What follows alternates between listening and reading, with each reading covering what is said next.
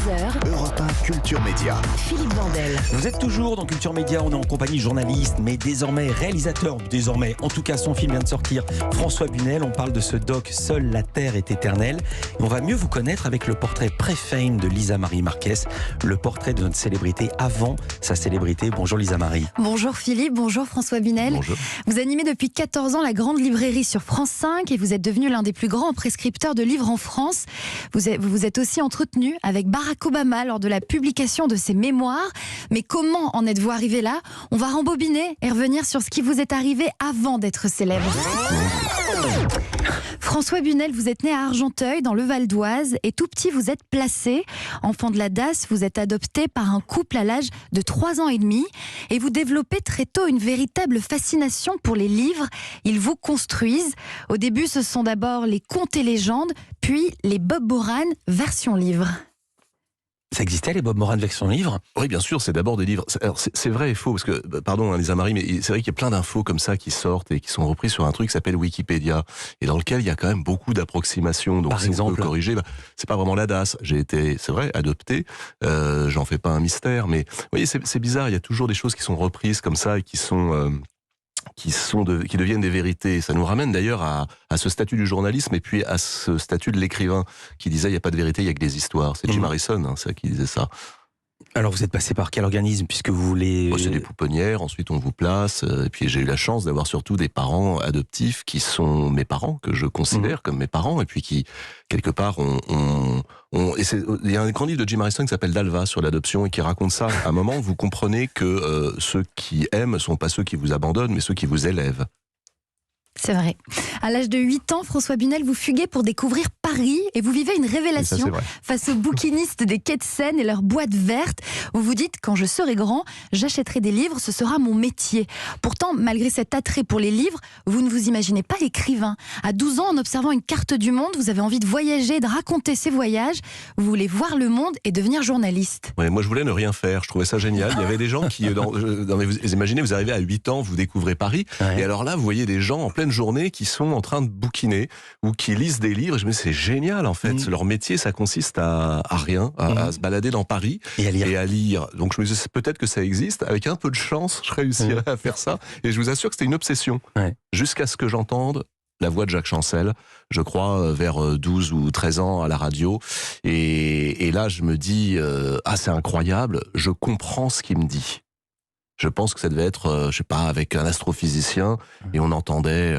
Alors, Hubert Reeves, cette façon d'être un petit peu la tête dans les étoiles et les pieds sur terre, est-ce que ce n'est pas au fond le meilleur moyen de vivre mieux?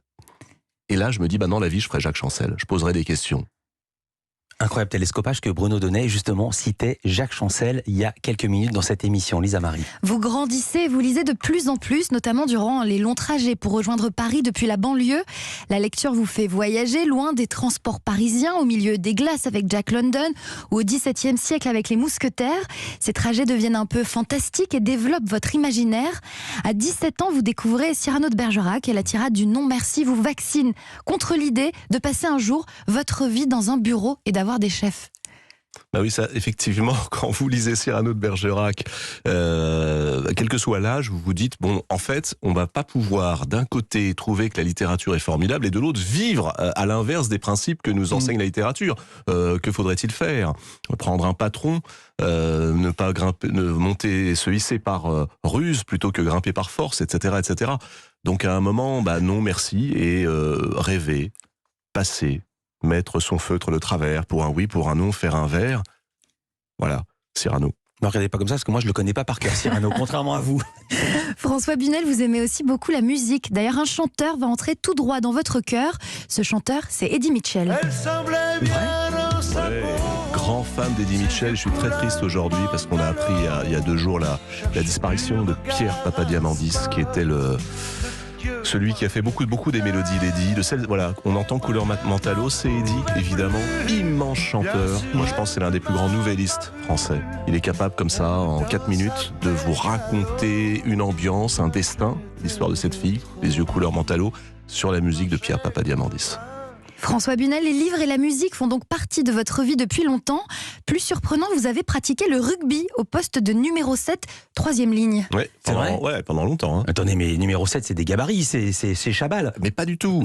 Justement, ils font presque 2 mètres les numéros 7 et 8. Alors vous vous trompez. Je vous trompe, vous avez regardé le match samedi. Le numéro. Non, attendez, je jouais pas non plus en national. Attendez, Philippe, ça se saurait. Pas du tout. Alors je vous explique, ça c'est très important. Faut faire court parce qu'après on va être. Le numéro 8, effectivement, c'est celui qui a besoin de pousser. Mais le 7 est à l'extrémité et il faut aller très très vite. Alors j'étais tout petit, mais je courais très très vite. Et on se dégage de la mêlée après avoir un petit peu poussé. On laisse les balaises pousser. Vous vous dégagez tout de suite, vous récupérez le ballon, paf, vous passez aux 3/4.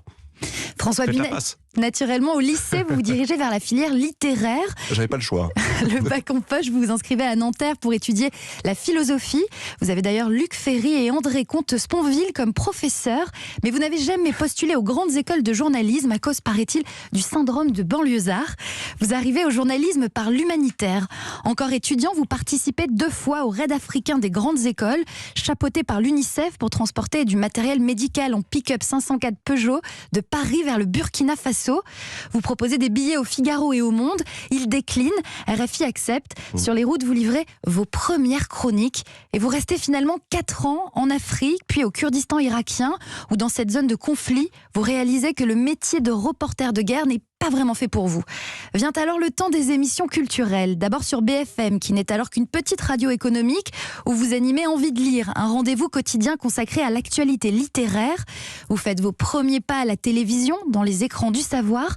Puis en 2001, vous entrez à l'Express, comme rédacteur en chef adjoint du service livre, avant de prendre la direction du magazine Lire, fondé en 1975 par Bernard Pivot et Jean-Louis Servan-Schreiber. 4 ans plus tard, vous commencez à animer une émission littéraire sur la chaîne Direct 8, ancêtre de C8 sur la TNT. L'émission s'appelle Les Livres de la 8. Le ton adopté fait de ce rendez-vous un moment de télévision agréable qui ne passe pas inaperçu. Patrick de Carolis, alors PDG de France Télévisions, vous remarque et vous propose de créer une émission littéraire hebdomadaire et en direct. La Grande Librairie est lancée le 4 septembre 2008.